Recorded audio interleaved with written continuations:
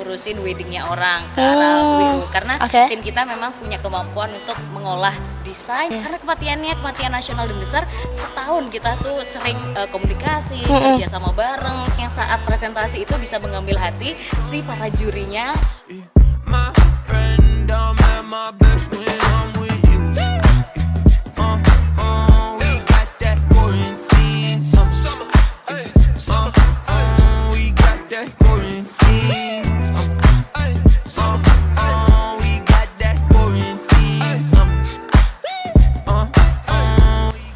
Pemirsa UB TV, senang sekali rasanya saya Aurel Queen menyapa Anda kembali dalam program Here I Am. Seperti biasanya program ini akan tentunya bisa menginspirasi Anda, mengedukasi Anda, sahabat UB TV.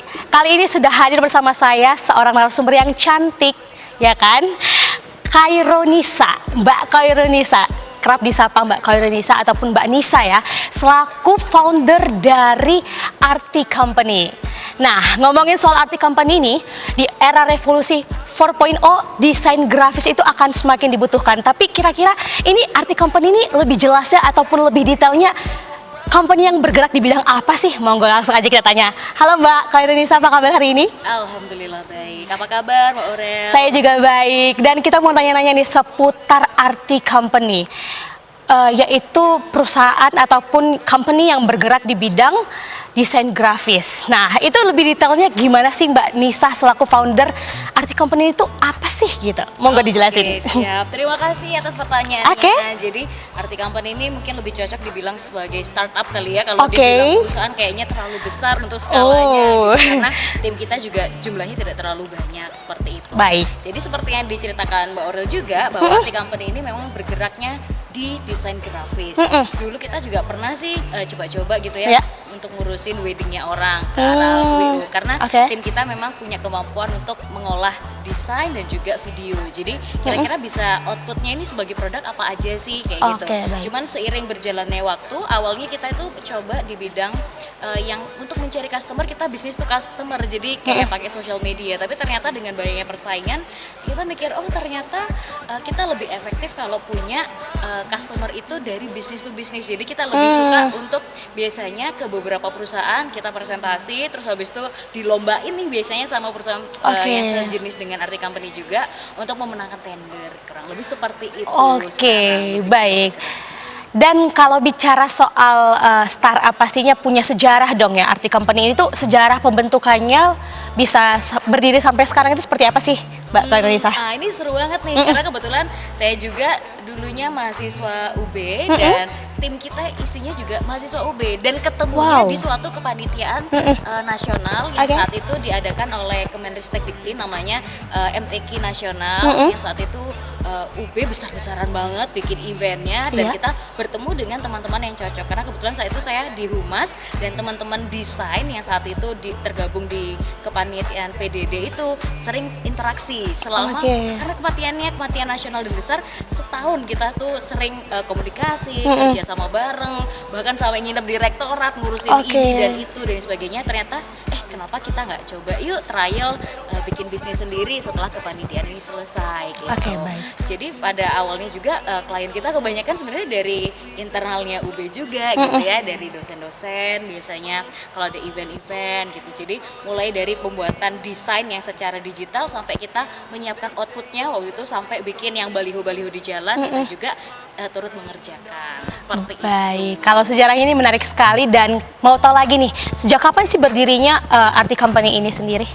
Jadi karena kepanitiaan itu tahun 2017 gitu, jadi di akhir setelah kita penutupan kepanitiaan kita coba ngobrol serius nih dengan beberapa founder lainnya, yuk bismillah kita mulai aja. Jadi kita mulainya yang kecil-kecil dulu karena kita punya Instagram arti_company. Kita dari situ cari customernya ya dari orang-orang yang nanya lewat social media. Tapi ternyata kok secara income kita hitung lebih besar biaya produksinya gitu ya daripada income-nya. Kita mungkin nanti seiring berjalannya waktu mungkin harus merubah pola bisnisnya ini akan seperti apa. Tapi semua itu sebenarnya dimulai dari kepanitiaan dan dibangun di tahun akhir 2017 itu dan kita mulai seriusin di tahun berikutnya 2018. Baik.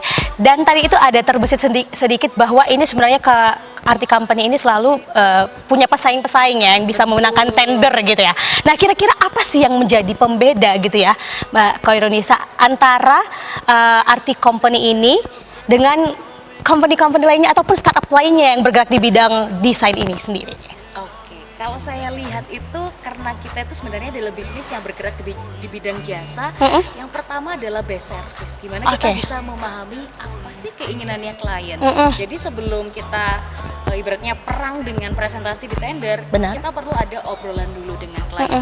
Mereka itu sebenarnya inginnya apa sih? Kita catat dulu, kita telah bersama dengan tim, kemudian dari kemampuan dan kapasitas masing-masing, apakah kita sanggup nih? Baru kita pikirkan apa yang bisa kita beri nilai tambah agar kita bisa menang dalam tender tersebut. Sebenarnya itu juga ada ibaratnya kemampuan dalam negosiasi dan presentasinya juga sih. Karena kalau ngomongin sesama startup yang bergerak di bidang desain grafis ya kurang lebih akan sama gitu ya. Tinggal bagaimana nih keelokan orang yang saat presentasi itu bisa mengambil hati si para jurinya yang saat itu memegang tendernya. Sebenarnya lebih ke arah sana aja sih. Tapi kembali lagi moto kami adalah best service, gimana kita bisa memberikan yang terbaik yang diinginkan klien bahkan beyond their expectation, kurang lebih seperti itu. Baik, dan untuk alasan Mbak Nisa sendiri nih, kenapa sih memilih usaha di bidang ini gitu ya, di bidang startup yang bergerak di bidang desain ini gitu? Pengen tahu nih. Sebenarnya bukan alasan yang kayak aku sudah mempersiapkan di suatu saat akan punya perusahaan seperti ini. Nggak ada, itu karena ibaratnya qadarullah aja ketemu dengan teman-teman atau tim yang saat itu satu frekuensi, satu visi gitu ya. Visi dan mereka punya kemampuan itu. Kalau saya jujur aja desain nggak bisa, video nggak bisa, foto aja miring gitu ya, nggak jelas. Tapi saya kebetulan punya kemampuan yang bisa melengkapi teman-teman yang saat itu punya kemampuan di bidang desain grafis dan video. Jadi saya lebih cocok tuh untuk marketingnya gitu. Oh, berarti posisinya sekarang pun di bidang marketing ya. Karena isinya cowok-cowok semua nih. Kalau cowok-cowok yang biasanya suka desain, biasanya emang sih cowok-cowok ya lebih kebanyakan suka desainnya. Yang suka desain itu biasanya mereka cenderung sukanya di belakang layar. Jadi fokus eksekusi. Nah, saya nih bagian yang ibaratnya di lapangan untuk mencari kira-kira klien-klien apa sih yang cocok dengan Arti Company sendiri yang kita bisa olah tendernya untuk bisa menjadi klien-klien kita. Seperti Oke, baik, menarik banget nih. Selaku marketing gitu ya, bidang marketing di Arti Company ini, kita pengen tahu lagi nih perjalanan dari karir seorang Kak Nisa dalam menjalankan usahanya Arti Company ini seperti apa. Jangan kemana-mana, tetap di Here I Am.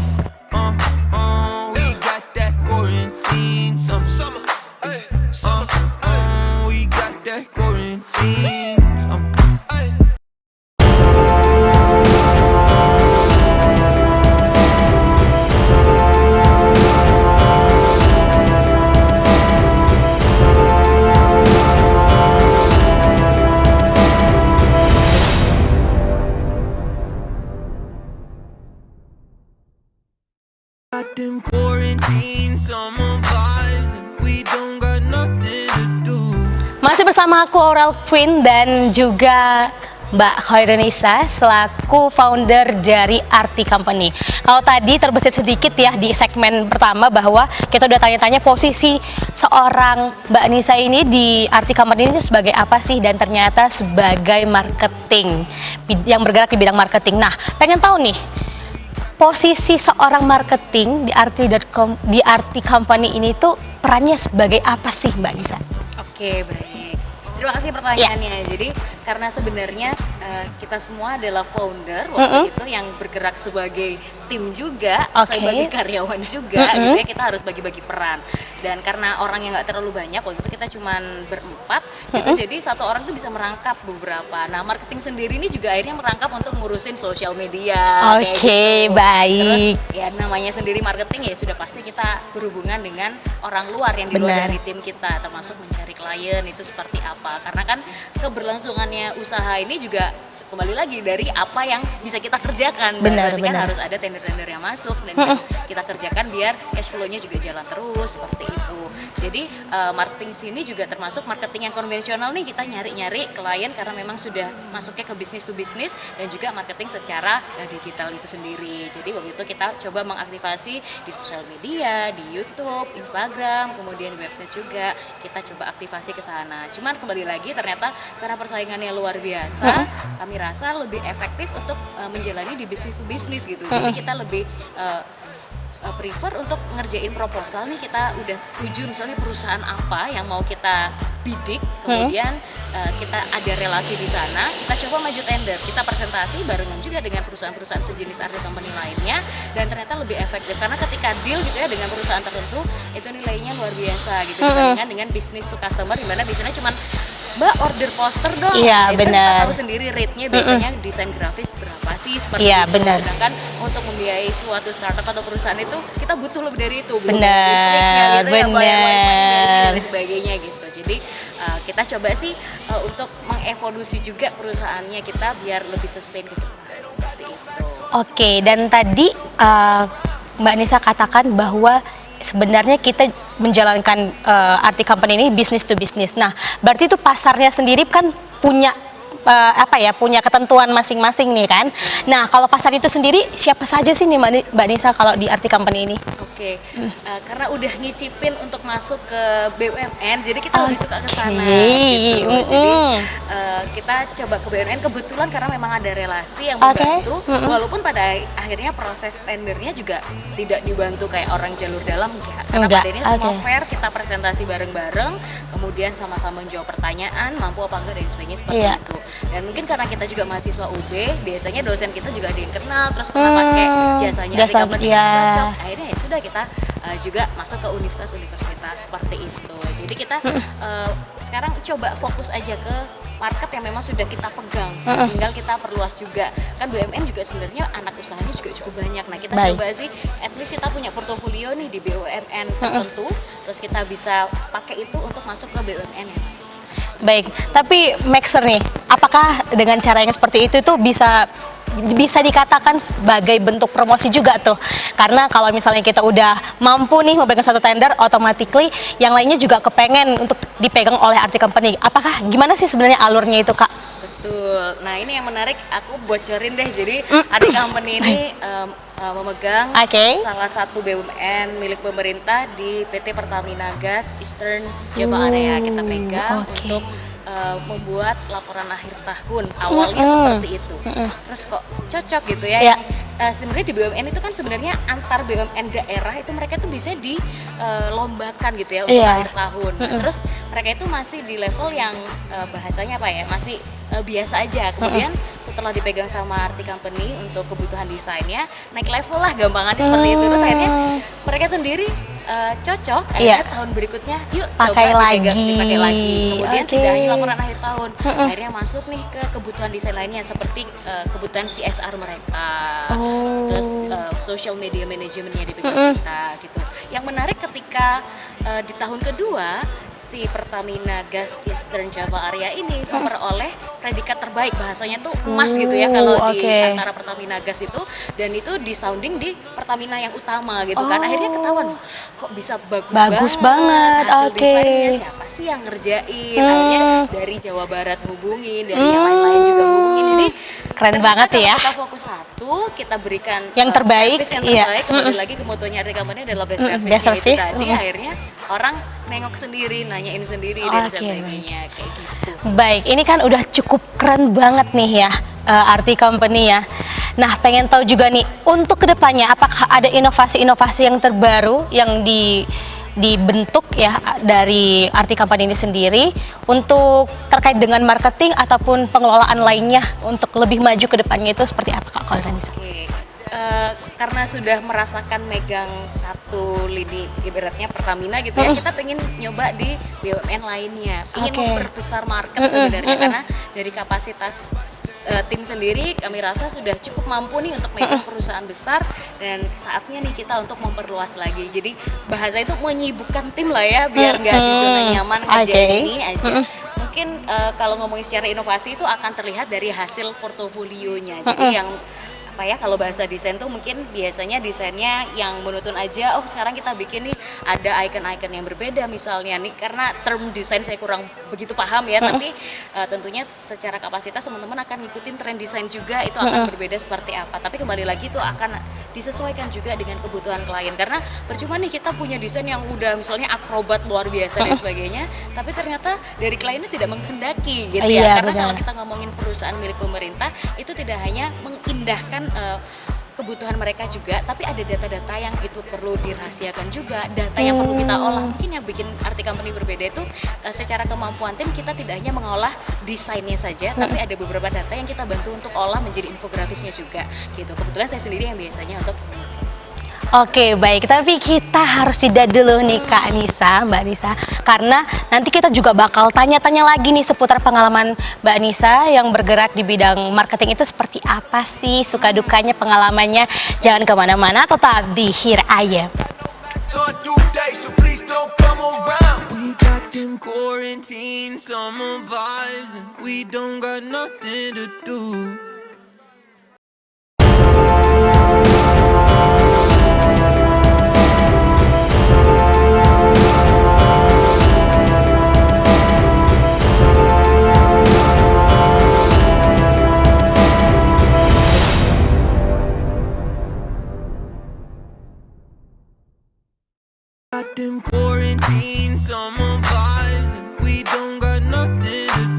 Welcome back to Here I Am, masih bersama aku Aural Queen dan narasumber aku yang cantik hari ini, Kak Nisa.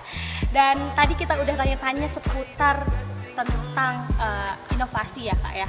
Nah kali ini aku mau tanya dong, selaku yang bergerak di bidang marketing, di RT Company, pasti tentunya ada hal-hal unik berupa pengalaman suka duka nih ya kan. Bisa diceritain nggak sih Mbak Nisa itu pengalamannya seperti apa menjadi seorang yang bergerak di bidang marketing tersebut? Oke, baik. Jadi karena memulai usaha ini waktu zaman masih mahasiswa, bahasanya itu kalau mahasiswa itu zaman-zaman sulit gitu ya, mau makan aja bingung gitu kan. Zaman dulu itu sok-sokan gitu ya, mau coba presentasi, kemudian ikut tender di perusahaan selevel BUMN, sedangkan aku saat itu masih mahasiswa yang kayak aduh menye-menye banget mungkinnya dibandingkan dengan yang lain.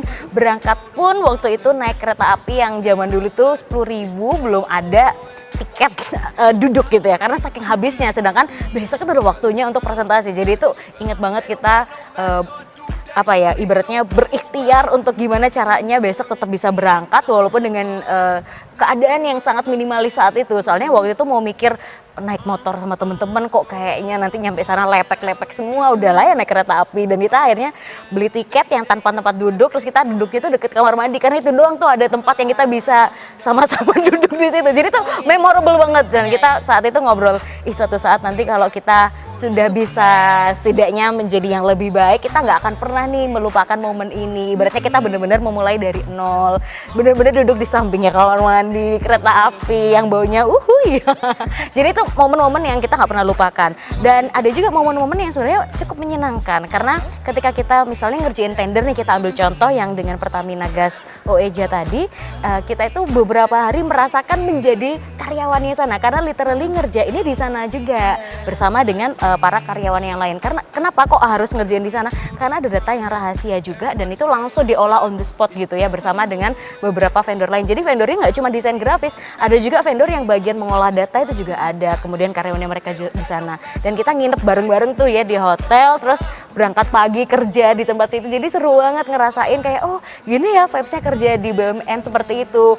Makan bareng, sholat bareng, meeting bareng dan sebagainya. Itu seru sih, karena kita semua saat itu posisinya sama-sama masih mahasiswa, belum pada lulus. Kemampuannya cuman kalau orang Jawa ngomongnya bondo nekat gitu. Jadi ada momen susah yang nggak kita lupakan, dan momen bondo nekatnya itu yang terkadang kita kok bisa ya kita memberanikan diri. Dan alhamdulillah karena kita waktu itu deal dengan Pertamina itu dari tahun 2018 sampai sekarang 2022, berarti sudah 5 tahun berjalan. Alhamdulillah mereka tetap mempercayakan kebutuhan desainnya kepada kami gitu. Dan secara tidak langsung pengalaman yang baik itu tadi itu akan merekatkan hubungan timnya di RT Company. Oke, menarik sekali. Dan pengen tahu nih, strategi yang akan dijalankan oleh seorang Kak Nisa yang bergerak di bidang marketing itu kedepannya di Arti Company itu sebagai seperti apa sih Kak? Oke, baik. Jadi mengulang yang tadi di beberapa segmen sebelumnya kita sempat sampaikan bahwa ngomongin soal strategi kalau kita main di business to customer, Arti sudah nggak bermain di sana. Jadi kalau teman-teman mungkin coba lihat di sosial medianya kok sudah tidak seaktif dulu gitu ya, karena memang itu hanya formalitas aja. Ibaratnya kalau orang nyari ya sudah ada gitu ya. Misalnya nyari di YouTube beberapa porto ya ada gitu. Karena memang kita ibaratnya mainnya di bawah tanah gitu ya. Jadi Tapi kontaknya masih ada dong. betul, kontaknya tetap ya nomor saya. Betul, nomor saya tidak pernah berubah sih. Jadi klien-klien yang lama pun kalau mau repeat order dikerjain dengan tim Arti Company, tinggal hubungin saya aja. Itu sebenarnya juga cukup memudahkan karena nggak pernah ganti nomor, insya Allah seperti itu. Kayak gitu. Jadi kalau strategi ke depannya ya pasti kita coba memperluas marketnya aja sih untuk mencari market-market lain. Mungkin kalau BUMN sudah oke, coba yuk ke perusahaan-perusahaan lain, mungkin perusahaan swasta atau mungkin kita coba ke UMKM, karena believe or not sekarang makin banyak ya berjamur UMKM yang juga membutuhkan bantuan untuk mengolah digital marketingnya mereka gitu ya. Sesimpel gimana sosial medianya dipercantik gitu ya. Terus sekarang udah main di sosial media untuk Facebook dan juga Instagram advertisement. Kemudian mengelola KOL kayak gitu. Karena kebetulan saya punya usaha startup lainnya juga yang bergerak di bidang talent management. Jadi mungkin kalau ada klien nih yang saat itu butuhnya lebih dari sekedar desain grafis, oh Kak butuh dong dibantu juga untuk cari talent-talent yang bisa jadi ibaratnya influencernya. Oke, nanti aku ambilin dari startup yang satunya itu bisa nih. Jadi saling berkaitan karena kebutuhan zaman sekarang kalau kita ngomongin di dunia digital yang sudah berhubungan dengan mau ngomongin marketing lah, mau ngomongin branding, itu ibaratnya ternyata semua saling berkaitan kayak gitu. Oke, untuk sekarang apakah ada pihak yang mungkin disiapkan ke depannya untuk diajak bekerja sama dari Arti Company dengan perusahaan-perusahaan lain seperti apa Kak? Sebenarnya kita baru aja selesai sama Pertamina Gas tadi untuk nyelesain laporan tahunnya mereka. Kita tarik napas dulu gitu ya, istirahat. Karena kalau ngerjain untuk proyek besar itu biasanya kita sampai nggak tidur-tidur gitu ya ngerjainnya, ngolah datanya, ngerjainnya. Padahal kita sendiri tuh sebenarnya tim masing-masing juga punya pekerjaan lain gitu ya. Ada yang ngantor literally pekerjaannya full time gitu ya, tapi kita tetap yuk bismillah kita masih mengupayakan menjalankan startup kita ini. Nah, alhamdulillah juga ini kita baru juga deal tender dengan UB sebenarnya, salah satu dosen di FEB untuk mengerjakan seperti buletinnya seperti itu. Dan kita lagi proses untuk sudah dealing, alhamdulillah sekarang kita sudah start untuk membuat ibaratnya prototipe desainnya untuk dikerjakan lebih lanjut seperti itu. Menarik sekali. Dan untuk terakhir nih di last segment kita hari ini, pengen dong Kakak Nisa ini memberikan pesannya kepada sahabat BTV, mungkin yang lagi bingung untuk menjalankan suatu usaha, yang ingin jadi usaha tapi takut. Nah, monggo nih Kak, bisa dikasih pesannya nih untuk sahabat BTV. Oke, baik. Buat teman-teman yang masih muda, kalau ada opportunity atau kesempatan itu kalau dari aku pribadi lebih baik dicoba dulu, karena biasanya kesempatan tidak datang dua kali. Dan juga kalau ada kesempatan dan itu kita dipertemukan dengan orang-orang yang tepat, why not kita coba gitu ya. Kalau kita pernah gagal, kita akan belajar pun akan dilanjutkan atau tidak, itu kan sebenarnya kita kembali tawakal gitu ya kepada Allah Subhanahu wa taala. Seperti itu sih, yang penting berani untuk mencoba dan keluar dari zona nyaman ya teman-teman. Wow, luar biasa sekali. Tidak terasa nih 30 menit kita sudah berbincang dengan Mbak Nisa selaku founder dari Arti Company. Sukses terus untuk Arti Company ke depannya. Kiranya makin banyak orang-orang yang diajak bekerja sama. Dan kiranya juga Kak Nisa bisa sehat terus bersama tim. Sukses terus buat Arti Company. Amin, terima kasih. Nah, saatnya nih aku Oral Queen pamit undur diri. Tetap saksikan Hirayem hanya di UBTV, aktif dan kreatif. Bye-bye. Again, they say the best things coming to us. Yeah. My friend, I'm at my best when I'm with you.